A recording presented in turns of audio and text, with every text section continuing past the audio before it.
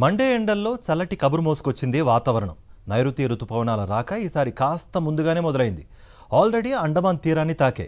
వేసవితో అల్లాడుతున్న దేశానికి చల్లటి చిరుజల్లులు మోసుకొస్తున్నాయి రుతుపవనాలు.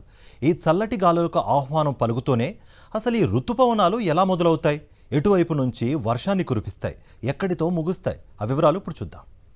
ప్రకృతి మనకు చేసే మంచిలో నైరుతి రుతుపవనాలు కూడా ఒకటి. భూమి సూర్యుడి చుట్టూ తిరిగే క్రమంలోనే రుతుపవనాలు ఏర్పడతాయి. వీటిలో ముఖ్యమైనవి నైరుతి రుతుపవనాలు. మే, జూన్ నెలల్లో భూమి ఉత్తర భాగంలో వేసవి తాపం ఎక్కువగా ఉంటుంది. దీంతో ఖండాలు, సముద్రాలు కూడా ఎక్కువగా వేడెక్కుతాయి. ఇందులో అరేబియా మహాసముద్రం కూడా ఓ భాగం.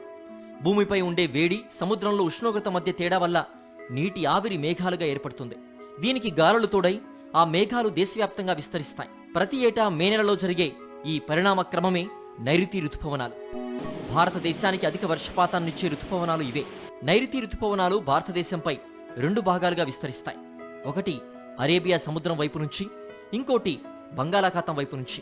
అరేబియా సముద్రం నుంచి వచ్చే నైరుతి రుతుపవనాలు ముందుగా కేరళలోని వెస్టర్న్ ఘాట్స్ తాకుతాయి. అక్కడి నుంచి గాలులు దేశంలోని ఉత్తర ప్రాంతానికి విస్తరిస్తాయి. అండమాన్ నికోబార్ దీవుల్ని తాకుతాయి. బంగాళాఖాతం వైపు విస్తరించిన మాన్సూన్ బెంగాల్ ప్రాంతంతో పాటుగా తూర్పు హిమాలయాల్ని కవర్ చేస్తుంది. ఇది బంగ్లాదేశ్తో పాటు ఇండియాలో పశ్చిమ బెంగాల్కు వర్షాలు కురిపిస్తుంది. అయితే ఈ పవనాల కంటే అరేబియా సముద్రం నుంచి వచ్చే నైరుతి రుతుపవనాలు బలమైనవి. థార్ ఎడారిలో వేడి కారణంగా ఈ రుతుపవనాలు ఎక్కువ బలపడతాయి. దేశంలో ఎక్కువ భాగానికి వర్షాలు కురిపించేవి అరేబియా సముద్రం నుంచి ఉత్పన్నమయ్యే రుతుపవనాలే. కేరళలో మొదలయ్యే నైరుతి రుతుపవనాలు కర్ణాటక, గోవా, మహారాష్ట్ర, గుజరాత్ రాష్ట్రాల్ని కవర్ చేస్తాయి. ఇక బంగాళాఖాతం నుంచి విస్తరిస్తే రుతుపవనాలు పశ్చిమ బెంగాల్ మీదుగా ఒడిశా, ఆంధ్రప్రదేశ్, తెలంగాణను కవర్ చేస్తాయి.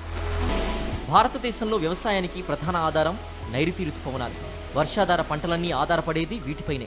ఆటోమేటిక్గా ఆర్థిక ప్రగతికి కూడా ఇవి దోహదం చేస్తాయన్నమాట.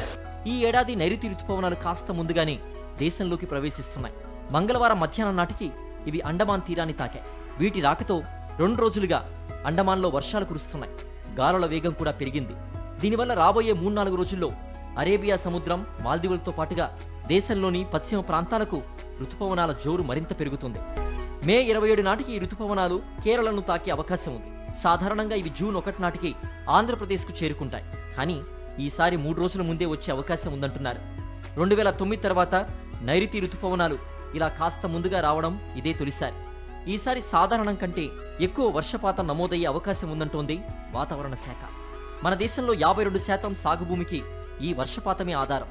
దేశవ్యాప్తంగా తాగునీటికి, విద్యుత్ ఉత్పత్తికి, జలాశయాలు నింపడానికి, ఓవరాల్గా జీడీపీ వృద్ధికి ఈ నైరుతి రుతుపవనాలే అత్యంత కీలకం. అందుకే నైరుతి రుతుపవనాలు ముందుగానే వస్తున్నాయనే వార్తతో సెన్సెక్స్ కూడా కాస్త ఊపందుకుంది.